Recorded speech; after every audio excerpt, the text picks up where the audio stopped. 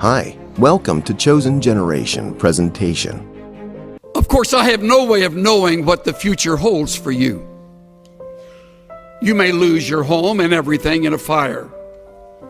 You may lose your spouse to an early disease, detected but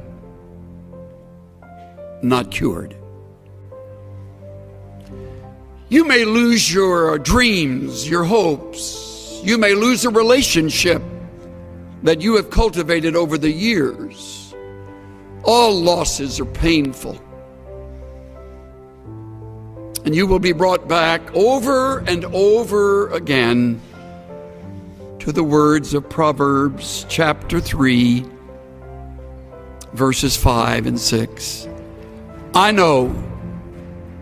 You memorized them in Vacation Bible School or when you were growing up at the knee of a godly mother and or father, and your lips will move as I quote them. Trust in the Lord with all your heart, and lean not to your own understanding.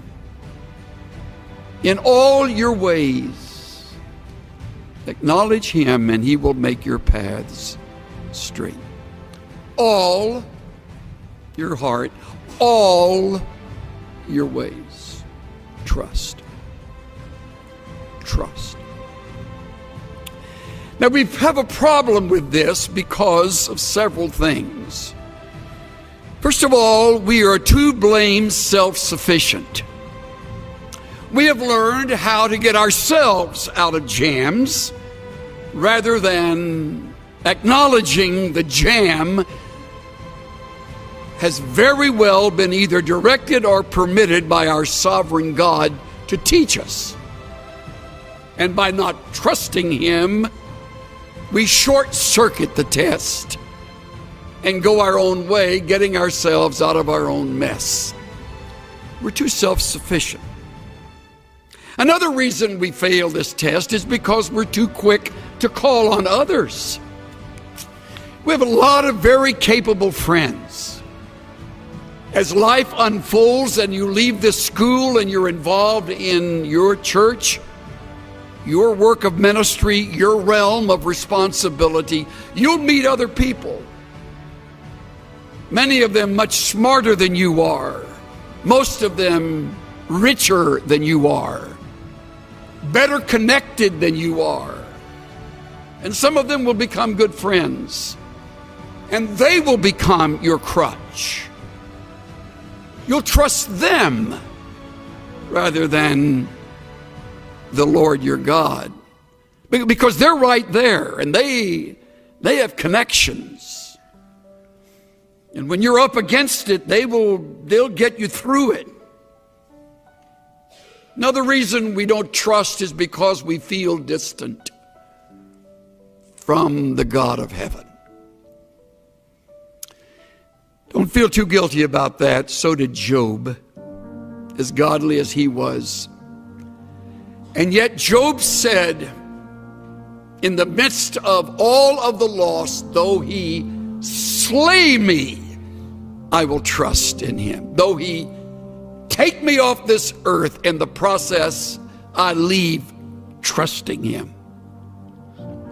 I will trust Him.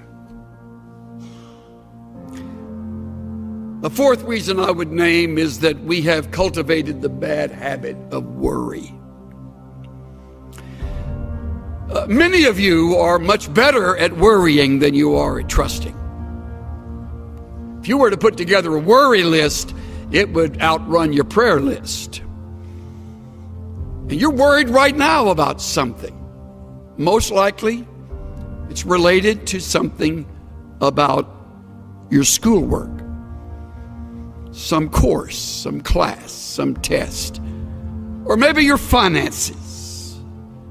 You don't have enough money. I'll give you a word of encouragement. You'll never have enough money. So you're worried now, you're getting good at it, so you can carry that with you when you graduate, because you won't have enough money then. So you're worried about that. And you do not trust God. You'll never conquer worry. It's part of the flesh. You want to, but the only way you will get through it so that you will learn from the test is to trust. To trust. To put the worry on hold, to set it aside, deliberately shoving it away and saying, God, at this moment, I rest in you and you alone. If you're married, God, help my spouse and me to trust you, to lean on you, to wait on you, to listen to you, to endure the test with you. I put together a quick list of things that reveal how little we trust. When you choose to worry, you do not trust. When you try to fix what is impossible, you do not trust. When you hurry ahead and don't wait for the Lord to move and to change, you do not trust. When you lie awake twisting and turning at night, you do not trust. When you doubt biblical principles and promises that are right here in the book you love and study, you do not trust. When you turn to others first for help, you do not trust. When you listen to human counsel and give a higher priority to that than the principles you have just learned, you do not trust. When you manipulate and maneuver situations, you do not trust. When you step in and take charge without praying and being led by the Spirit of God, you do not trust. Several weeks ago, a couple in our church came to see me. She is probably in her late 30s. He is same age. She has been diagnosed with stage 4 cancer. She's by now lost all of her hair through the treatments. They have 2 small children. Here sat her husband. Here sat this lovely woman, his wife.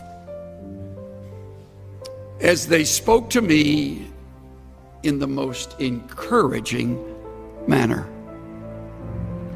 I'm in tears. They're smiling. What an interesting reversal of roles. I'm the guy that's supposed to have the answers.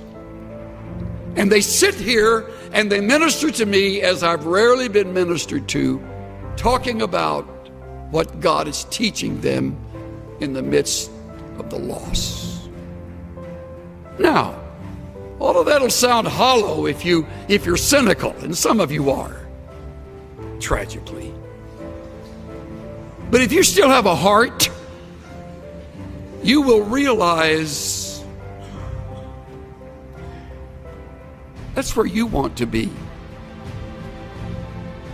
When the doctor says it's your wife, or your husband, or your mom or dad, or you. Something happened in their lives somewhere that they determined they would trust God with all their heart and lean not to their own understanding. I asked the husband straight out, don't you lay awake at night wondering where all of this is going? And his response was an immediate, oh yeah, there are nights like that. Then tears came as he said, I can't imagine living without the greatest woman on earth. I mean, this is real life stuff. And I put my arms around both of them at the end and told them how much they mean to me, to us as a church. She still has stage 4 cancer. We prayed. We talked about prayer in the midst of this. We discussed a future without her and the possibility of how God has the ability to heal her, can heal her, may heal her, and may not. He said, to be honest with you, my greatest fear is knowing these children would be raised just by me. Because without this mom, I can't imagine how I'm going to be able to do that. True, honest words. But I trust God. I trust God. How good is that? Their circumstance hasn't changed. Unless God breaks through, the cancer will ultimately take its toll. And they trust God. And should the Lord choose not to heal her, and I have her funeral, I am confident His words to me will be through tears. I am trusting God. Thanks for watching. Don't forget to subscribe and turn on your notification. Welcome to Chosen Generation.